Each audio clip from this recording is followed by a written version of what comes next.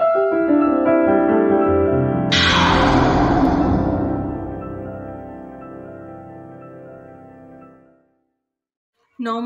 বন্ধুরা, মৌমানি রান্নাঘরে তোমাদেরকে অনেক অনেক স্বাগত। দেখো এখানে আমি আলু, টমেটো, বেগুন নিয়েছি, আর এদিকে আমি চার পিস মতন ইলিশ মাছ নিয়ে নিয়েছি। তো কড়াই গরম করে সর্ষের তেল দিয়ে নিলাম।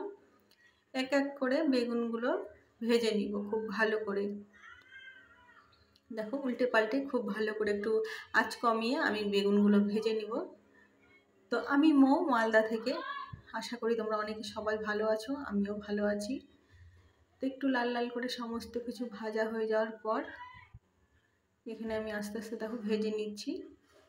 বেগুনটা আমার দেখো লাল করে ভাজা হয়ে গেছে। যেগুলো হয়ে গেছে সেগুলো তুলে নিচ্ছি বাটিতে।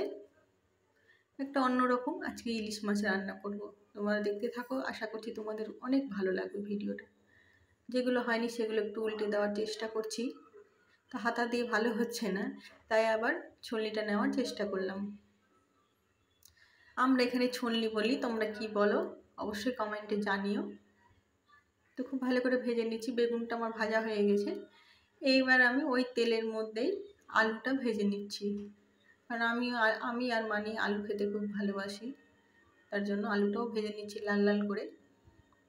তো আলুটা কিন্তু ভেজে আমি তুলব না, সাইডেই একটু ফাঁক করে দেখো একটুখানি সরিয়ে দিচ্ছি। উল্টে পাল্টে লাল করে ভেজে নিব আলুটাও। এর মধ্যে লবণ আর হলুদ দিয়ে নিলাম। সেরকম কোনো মশলা দিব না, খালি সর্ষে আর পোস্ত দেবো, যেটা তোমরা বাটিতে দেখেছো সেটাই দিব। এখানে আমি একটু দেখো কড়া আলুগুলো একটু সরিয়ে কালো জিরাটা দিয়ে নিচ্ছি। ইলিশ মাছ করব, কালো জিরা কাঁচা লঙ্কা তো লাগবেই। অনেকে পাঁচফোড়ন দিয়েও করতে পারো, সেটাও ভালো লাগবে। এবার আমি টমেটো আর কাঁচা লঙ্কাটা দিয়ে নিচ্ছি, খুব ভালো করে নেড়ে নিব। দেখো টমেটোটা গলে যাওয়ার পর্যন্ত একটু অপেক্ষা করব, দিয়ে নাড়ব। তো দেখো টমেটোটা আমি একটু কেটে দেখলাম নরম হয়েছে কিনা, অনেকটাই নরম হয়ে এসছে। তো আমি এটা খুব বেশি ঝোল করব না, অল্প একটু ঝোল করব। এবার আমি দেখো ঝোলের জন্য জল দিয়ে নিচ্ছি। এখনও কিন্তু না আমি মাছ ভেজেছি, না এর মধ্যে কোনো মশলা দিয়েছি। মশলার মধ্যে খালি কালো জিরা কাঁচা লঙ্কা, আর কিচ্ছু দেইনি। এখানে আমার দেখো আলুটা ঝোলটা ফুটে গেছে।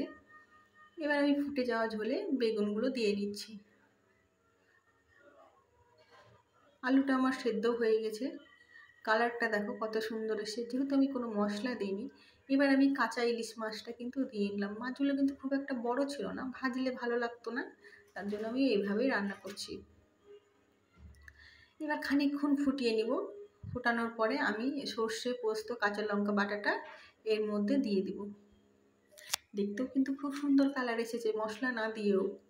তো এই ঝোলটাই আমাদের বাড়িতে সবাই খুব পছন্দ করে, তার জন্য এই ঝোলটা আমি একটু বেশি করি। আর সব রকমই রান্না তোমাদের সাথে শেয়ার করি, কে কীরকম রান্না দেখতে চাও অবশ্যই কমেন্টে জানাবে। তো এখানে দেখো আমি গ্যাস বন্ধ করে দিলাম। এবার নামিয়ে নিয়েছি, নামিয়ে কাঁচা লঙ্কা দিয়েছি, আর উপর থেকে একটু আমি কাঁচা সর্ষের তেল দিয়ে দিচ্ছি। ভিডিওটা তোমাদের যদি ভালো লাগে অবশ্যই লাইক কমেন্ট শেয়ার করবে, সাবস্ক্রাইব করতে ভুলবে না। সবাই ভালো থাকবে, সুস্থ থাকবে, সাবধানে থাকবে। দেখা হবে পরের একটা ভিডিও।